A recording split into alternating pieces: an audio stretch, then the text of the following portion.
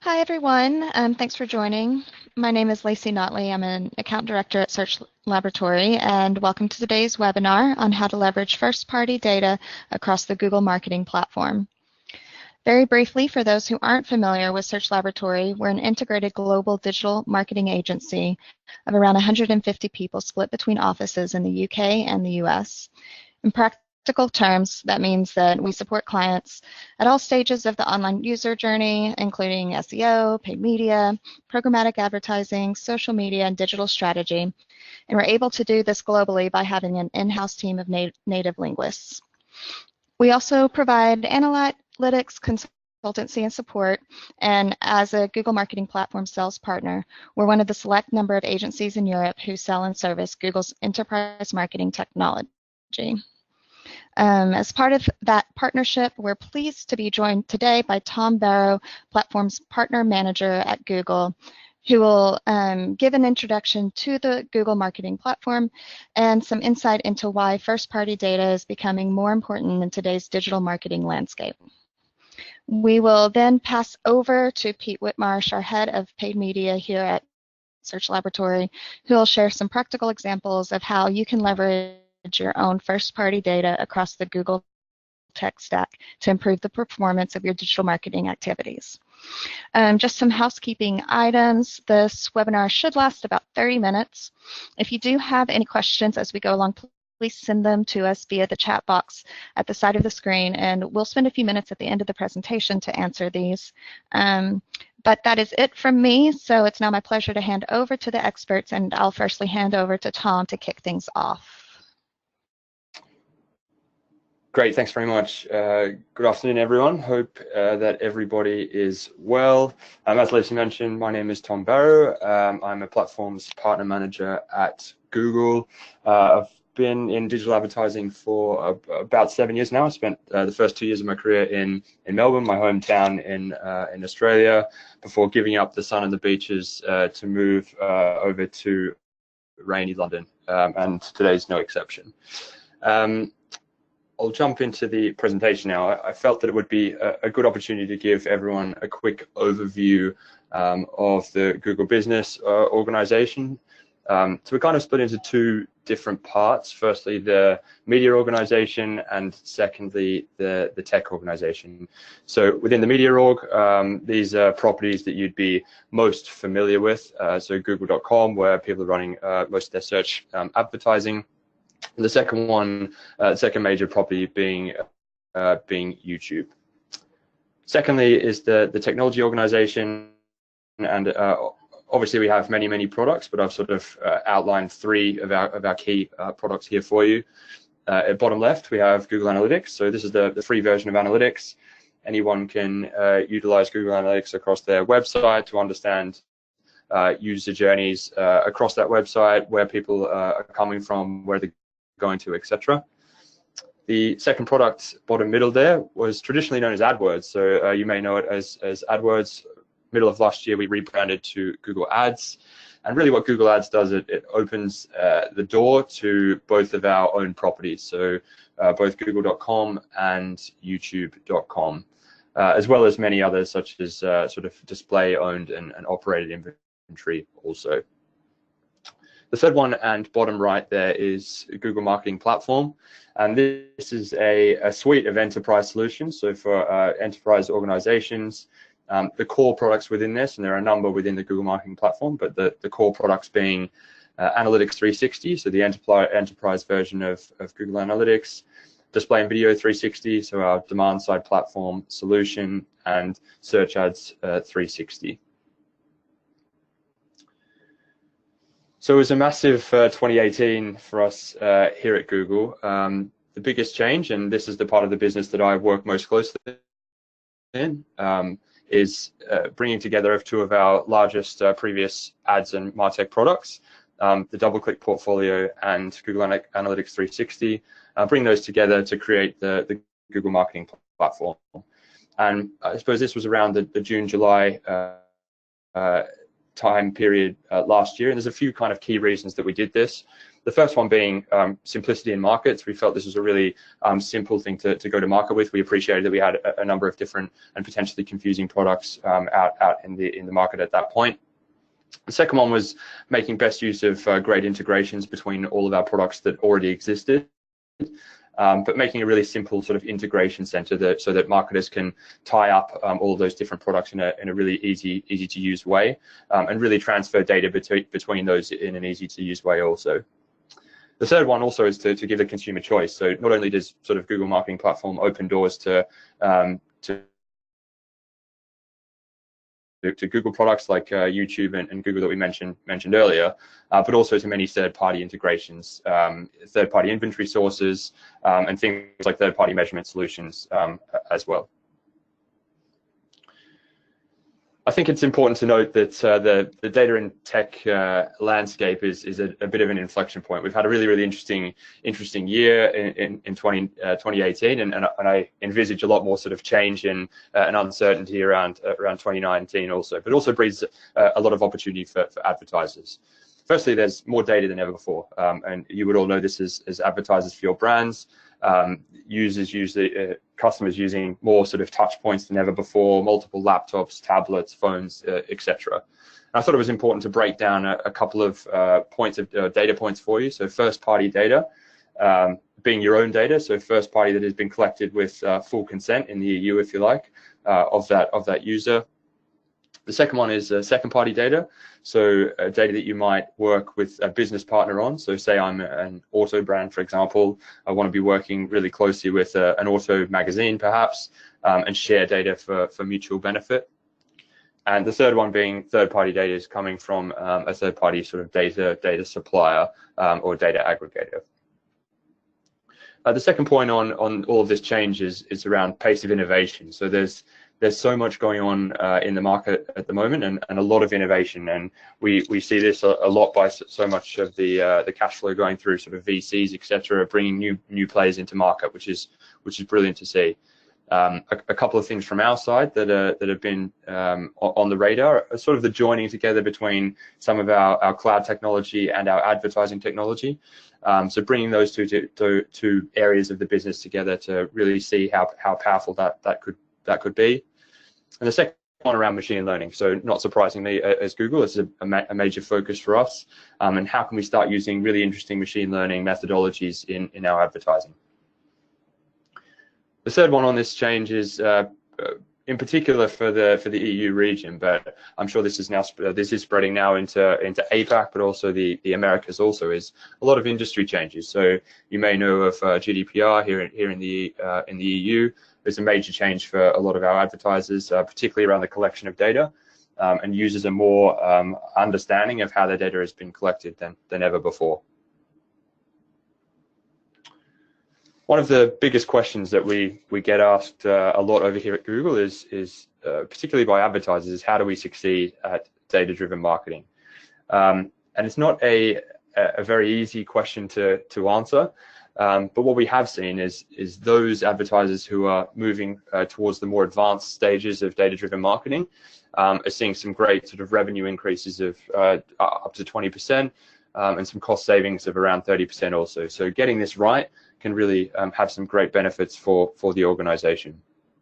And this is a study that we did with BCG in 2017 around the state of digital maturity and where sort of advertisers are at between sort of a beginner stage or a nascent level right through to a multi-moment or advanced level of data usage and digital maturity. There are sort of three things that I think that are needed to succeed at data-driven marketing. The first being technology, the second data, and the third being people. So in terms of technology, we believe in sort of that a single suite of technology is the most important way to move forward. For all those reasons before, making use of the great integrations between the products and the integration features there, understanding how data is pushed between those two. Which brings me to the data point. There's more data than ever before, so I think it's really a good chance for all of the advertisers in market to really understand what data they have and how they can be using that better. really taking that journey between beginning with the data piece and moving right through to that advanced use cases, such as things like machine learning. And people are around and partners are around to support with those conversations, such as Search Laboratory. The third one is around people. And when I think of the ad tech landscape, it is really complex. It's a complex place to be, and you need really good people working within, not only within your organization, but also great partners working with you also. It brings me to my last point for today is around where our focus is for 2019. So hopefully this gives you a little bit of an insight on what we're going to be thinking about. The first point here is around what we're going to be doing, which is focusing on building best-in-class technology. One of the things we've sort of dabbled in the past is around servicing, etc. But we want to have a real focus and double down on best-in-class technology for 2019. And with that comes some opportunities, and I think we really need partners within our ecosystem to drive value for our customers and for customers in market. So partners such as Search Labs can provide things like technology integration, creative services, things like media management, and strategic consulting and measurement solutions for businesses. So partners are an integral part of our organization, which is why Pete now is going to take you through a couple of opportunities and how you can start using this first-party data better. Fantastic. Thank you very much, Tom. So yeah, I'm going to be talking through today a couple of case studies in terms of usage of first-party data and really trying to inspire a few new ideas that you might not have thought about before in terms of how you can really utilize your first-party data to make the most out of your advertising. So firstly, just before I do jump into the examples, I just want to kind of provide a couple of definitions. So I'll be talking a lot about audiences. When I'm talking about audiences, essentially what I mean is a pool of cookies built up from online and or offline activity. So there's ways that we can pull the offline data into the online channels such as Google Analytics to build up this pool of cookies. We can then activate that through display advertising, search advertising, and website personalization to make sure the right audience are actually seeing the right kind of message and being advertised to in the right way. In terms of the differences between standard Google Analytics and Google Analytics 360, standard GA is great in that it works directly with Google Ads, so you can create audiences in Analytics and push them through to ads. However, Analytics 360 really opens the opportunities to work with more of Google's enterprise level solutions, so actually pushing those audiences out to Search Ads 360, Display and Video 360, and even Optimize 360 to allow for website personalization dependent on different audiences. So that's where the real power of Analytics 360 comes in. There are some things you can do with basic GA, but yeah, this is what you can do with 360. In terms of actually pulling that offline data into your online portfolio, so actually making sure that the offline data sits in Analytics, there's really 3 different ways that you can do this. And I'm not going to go into loads of detail about these because they're quite technical solutions, and there's loads of blogs out there which will help you to really understand these. But the first one is using a measurement protocol. That essentially means basically a live link from your CRM to Google Analytics. So as something happens in the CRM, that gets updated and then pushed through to Analytics to update a particular user ID and the cookie associated with that. The second is a Salesforce link, which works in a very similar way. The main advantage of this is that GA360 and Salesforce have a native integration, so you don't really need to think about it. It's not a particularly technical integration, but it really unlocks the power of getting your Salesforce data and your Google Analytics data aligned. The third way is through a data import. So this is a manual upload of data. So this is kind of the simplest way in some ways, but it's also the least effective just because the data needs to be manually pushed through to Analytics. So it's only going to be as up to date as the last time you actually uploaded that data. So it's still very effective, but yeah, just not as, the data just won't be as fresh as it would be with either of those other methods. So moving on to my case studies. So the first one of these case studies is for a fashion website. They're a site that offers free shipping and returns, and they're really looking to maximize their ROI from both existing customers and by generating new customers, which will be really valuable to their business. So what we did for this client is built up a bit of a matrix of different users and how those users have historically interacted with the site based on things like purchase habits, average spend, whether they're buying sale items or items not on sale, what percentage of items they're returning, if they've got the mobile app, and if they're using that just to browse or to actually buy products as well. So we basically broke this matrix down in a few different ways and bucketed the users into different audiences to then activate those on different advertising methods. So the first audience that we created was the VIPs. So these are the really high value users, the people who are buying regularly, they're spending a lot of money, they're not returning a huge amount of product. So yeah, they're really valuable product users to this particular brand. In terms of what we do with these then, so we've created the audience of these people. For these people, we want to promote the new launches. So when there's a new season, we want these to be the first to hear about it because they're the most likely ones to buy it, especially while the items are still at full price.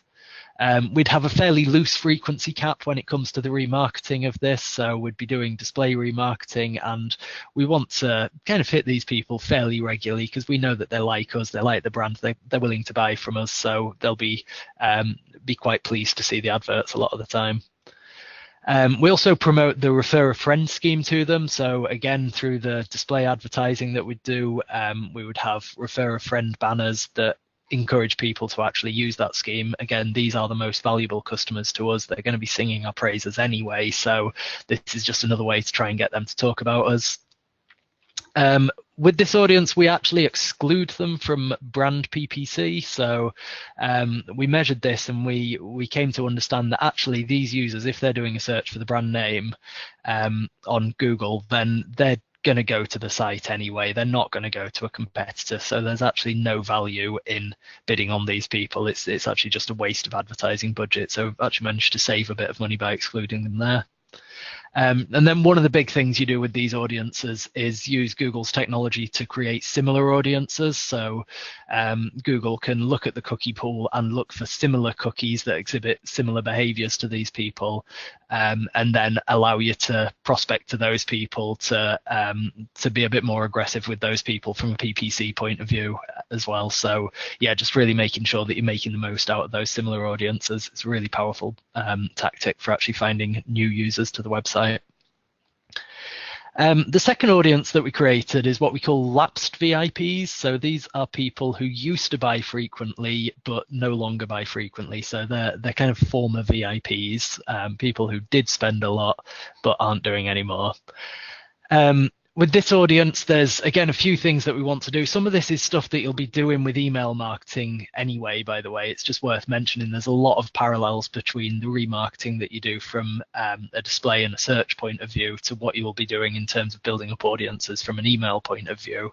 But it's all about kind of making sure that all of the messages across all the different channels where they see your brand are all aligned, and you're really understanding this audience across the different channels. So for the lapsed VIPs, some of the things we'd be doing is firstly offering potentially a huge one-time discount. So to encourage them to get back onto your site and kind of fall back in love with the brand, we might offer a 50% discount as just a one-off huge promotion to get that user back. We'd also promote them to use our app a little bit more. So if they don't have the app installed, we want them to install it because we know that the app drives more engaged sessions. We know that it leads to higher values and a higher quantity of sessions. So yeah, we really want to get them doing that. However, for these people, we would have a fairly tight frequency cap. We don't want to be overly aggressive with them. There might be reasons why they've stopped using the brand. So we don't want to be too pushy, but we do want to make sure they are just occasionally exposed to us and try and kind of nurture them back to the website. The third audience that we created is all around regular returners. So as I said, this was a fashion site that offers free delivery and free returns. So actually, if someone's not spending very much and they're returning a huge percentage of products, then they're not a very valuable user. In fact, they could be losing money for this business. So basically with this audience, we just want to really restrict our marketing budgets. We don't want to be spending too much on remarketing to these people when actually they're not spending very much. They're returning a huge amount of products. We're subsidizing all those costs. So yeah, it's much better for us to just try and avoid these if possible. So a few other things, kind of more advanced tactics that you can do for a fashion site like this. So we have a system where we take data, live data from the app interactions, the website interactions, and also the CRM data, feed that into BigQuery. And by using the machine learning technology within BigQuery, we can actually analyze on a live basis the value and potential future value of a particular user. So from that, we would then bucket them up into different values. So depending on what the machine learning teaches us, we'll put them into different audiences depending on that potential value of that particular user. Those audiences are created in Analytics 360 and then pushed out to Search Ads 360 and Display and Video 360, so we can actually then activate the right kind of messaging and the right kind of level of aggression in terms of the marketing that we have towards them. So yeah, this is really kind of the next level stuff, is actually applying the machine learning to the user profiles and using that. Another very similar thing that we do to that is when someone makes their first ever purchase from a website, we analyze based on what they've purchased at that time. So whether that's a $5 pair of underwear or a $500 dress, we might treat those very differently, and we want to really understand, based on the historical interactions with the website, how likely are they, what's their kind of estimated lifetime value. And the way that we do that is, again, crunching the data in BigQuery, pushing that back to Analytics 360, and then actually tracking an event in Analytics 360. So if someone does buy a fairly cheap item, but they're a brand new customer to the website, they've never bought before, you might want to assign a bit more value than the actual value that they've spent with the website. So if they have only spent $5, but you know that someone who typically exhibits that kind of behavior up to this point over a lifetime might spend $100, then you might track that event at $100. That can then feed back into Search Ads 360, Google Ads, Display and Video 360, and feed into the auto bidding algorithms in there to actually allow for optimization based on the fact that it's a new customer with an extremely high value to the business. So the second case study that I've got is for a lead generation website. So this is a site which has a typical sales cycle of really anywhere between a week and 3 months. So it can be a fairly long sales cycle in some cases. And they're looking to acquire new customers to their business. So what we did with these is we mapped out, what do people typically do? So what's the journey that someone goes on? They will visit the website first off, but what do they do beyond there? Well, some of them fill out a form, some of them phone up, and some of them just leave the website. Out of those who fill the form, some are real details, some are fake. If they're real, or if they're phone, then they're going to speak to the sales team. The sales team will establish whether it's a qualified lead or an unqualified lead. If it's qualified, they will send a proposal, and then from that proposal, we will either win or lose the business. So what we've done for these, if you just look at the highlighted boxes, that's the kind of user journey that I'm talking about. There's, I guess, what a lot of people think about when they think of remarketing is the boxes that I've got highlighted there, which is someone who's been to the website and they've not become a lead, they've not converted, and therefore they've left the website. So you'd remarket to them, which is absolutely something I'd recommend. I'm not saying you shouldn't do this, but it's really the absolute basics of remarketing this. You might also adjust the value that you place on that depending on how recent it was. So if it just happened today or yesterday, you're probably going to be a little bit more aggressive in the remarketing than if it happened a week ago or a month ago. If they filled out a form but actually left fake details, we'd be able to identify this by pushing the data back through to analytics from the offline data. And if we understand that they've left fake details, well, your instinct might say here, well, let's ignore that person, let's not market to them anymore. But actually, the fact that they've got as far as filling out the form, there must be some reason why they wanted to do that. It's because they were interested in the business. So at this point, we'd want to remarket to them. We might also use some website personalization for this particular audience to really try and encourage them to possibly make a phone call, because that's going to be a more qualified lead, or to just present them with a form again, which is hopefully going to encourage them to actually leave real details. We potentially might want to kind of up the reward as well for filling out the real details, so make sure that they are really encouraged to leave their correct details so we can move them on to the next stage of the funnel. If they then do leave real details, speak to the sales team, and unfortunately it turns out they're an unqualified lead, so for whatever reason they don't have the budget, they're just not suitable for the business, the particular business case just isn't there at this point. If they're an unqualified lead, then this is the point when you want to just exclude them from all of your marketing. So from all display activity, all remarketing activity, all PPC activity, add these as a negative audience, because you know you're not getting any value from them at this point. If they're a qualified lead and you send over the proposal, so you've sent a proposal, at this point what you want to be doing, again very similar to what you do with email marketing, is really trying to nurture this lead. So actually kind of sharing with them things like your credentials, any recent award wins, any latest case studies, anything like that that you can do to just try and push them over the line and try and get them to engage with your business over someone else's business. And then you might win the business, which is great. If you win it, then you probably want to exclude them from your marketing. However, there is a case for potentially, if you've got cross-sell opportunities with the business, you might want to actually try and start remarketing with certain cross-sells of other products that you've got available. If you lose the business, then yeah, unfortunately, you probably want to close that down for now in terms of the marketing. But if you know that the business they've signed up with, if your industry on average has sort of a 12-month contract, then you might want to start marketing to these people again, sort of 10, 11 months from now, to try and encourage them to consider you again at that point and consider not renewing with their existing supplier. So yeah, there's all sorts of things that we can do here. Just a general bit of advice throughout all of this as well is to make sure that people are seeing different banners and different creatives throughout this journey. We don't want to just show them the same banner right from their very first time that they left the website right up to the point when you've sent the proposal. We need to mix it up, partly just because people get fatigued by seeing the same banner over and over again. They become a bit numb to it, but secondly, that we want the creative to actually tell the story that we want to tell at that particular point. So a user who's just been to the website once and then left, we're going to be telling them something very different to someone who really understands the business at this point and has actually become a qualified lead who's been sent a proposal. So yeah, it's really important to make sure you do mix up the messages throughout and make sure that people are seeing the most appropriate message to themselves. Final bit of advice I've got is just around gathering more first-party data. So unfortunately, there are restrictions in terms of the amount of data that you need to have in an audience to be able to actually market to that audience.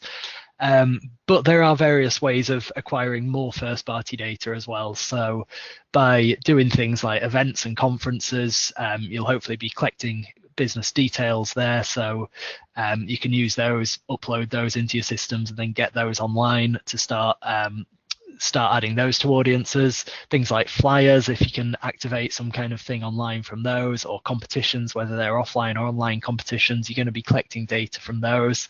And again, you can add those to the right audiences and make sure that you're marketing to those people in the right way. So yeah, there's various ways. If you feel like you're limited in terms of the amount of first-party data that you've got, then yeah, there's other things you can do to try and generate a bit more first-party data as well. So finally, just to wrap up with a bit of a summary, Firstly, as Tom spoke us through, Google Marketing Platform is a fantastic tool for helping you to really understand your customers' data and to leverage that data, actually activating that through the different marketing channels.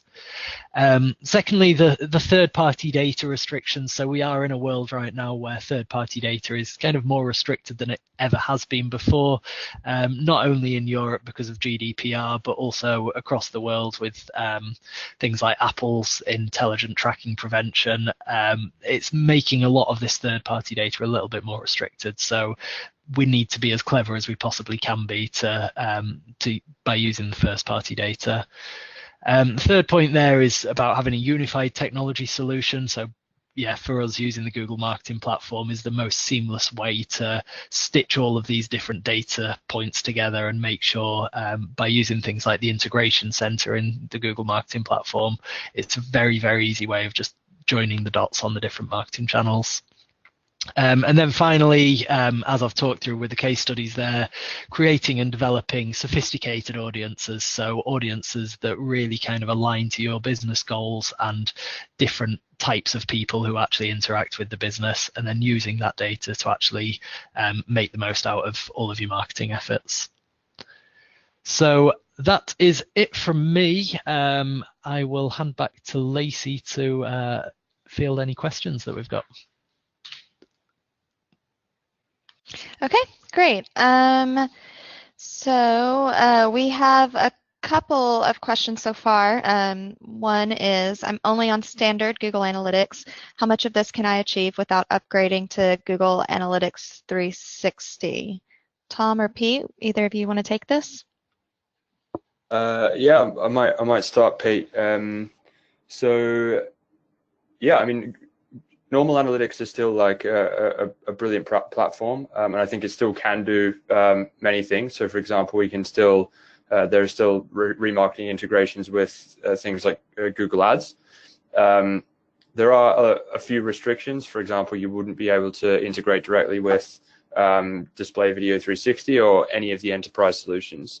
So a lot of the technology that Pete mentioned earlier is going to be really, or a lot of the use cases are going to be really difficult to do in that environment without having the sort of 360 and enterprise solutions of Google Marketing Platform. But what I would say is I would recommend making the integrations anyway as quickly as you can with things like Google Ads, and just start playing around with that flow of data if you can, understanding the audiences, etc. Yeah, I don't know if you want to add to that, Pete. Yeah, I mean, I think you've covered most things there, but yeah, you're absolutely right in terms of the sort of limitations in terms of the different platforms it can integrate with. There are also some tighter limitations in terms of sort of the amount of data you can collect with GA360 as well. So kind of the unsampled data reports, as well as things like custom metrics and custom dimensions, custom audiences within basic GA compared to GA360. So yeah, but as Tom said, you know, if you're using standard GA, there's still loads you can do. It isn't a matter of you have to be using the most premium tools to do this. There's still a lot that you can do, and it's still just as important to be utilizing your first party data. Okay. Next question. Probably missed this earlier, but does it integrate with email marketing as well? Sure. So with the Salesforce link, there are ways to actually integrate GA360 with Salesforce now. So yeah, you can actually push the audiences out to Salesforce to engage them from there. I think in a lot of other cases, it's probably not possible. Yeah, I actually don't 100% know kind of all the different use cases. It would depend from kind of on the different CRMs that you're using as to how you could activate all of this data from an email point of view. Don't know if you've got anything to add there, Tom. Yeah, I don't think there's a direct integration into sort of email platforms, but I think there's definitely ways that you can deliver that or work with email platforms to, you know, build similar audiences and build build the same audiences that you're pushing through to your email platform. So I think there's ways within your CRM segmentation that you can make that work. Particularly, I think it's really powerful if you're understanding audiences within Google Marketing Platform, for example, and then making the most of those, even if there's not a direct integration with email platforms, making the most of understanding of what those are so you can impact what you're doing on your email channels. Okay, great. You mentioned some of the audience limits. We have a limited number of people in our funnel. What are we able to do? Sure, yeah. So yeah, there are some audience limits. So typically with Google Ads, you need 100 people in a display audience, 1,000 people in a search audience. With display and video 360, it's 1,000 people that you need. Other DSPs do have other limitations as well. I guess the main thing that I'd encourage is, even if your audiences at certain stages of the funnel aren't big enough yet, then it's still worth building out that audience, because at some point they probably will become big enough, and then you're able to do stuff with them, which is so yeah, it's worth kind of creating now so that when they do become big enough you can do stuff. If you just don't have enough traffic going through to your website, you've just not got enough people at the different stages of the funnel, then you just need to do as much at the top of the funnel as possible, and kind of just keep working down the different stages of the funnel until you reach that point where the audience just simply isn't big enough. So yeah, I think a lot of the kind of upper funnel stuff is still absolutely applicable. It's just some of the lower funnel stuff that you might be a little bit more restricted with.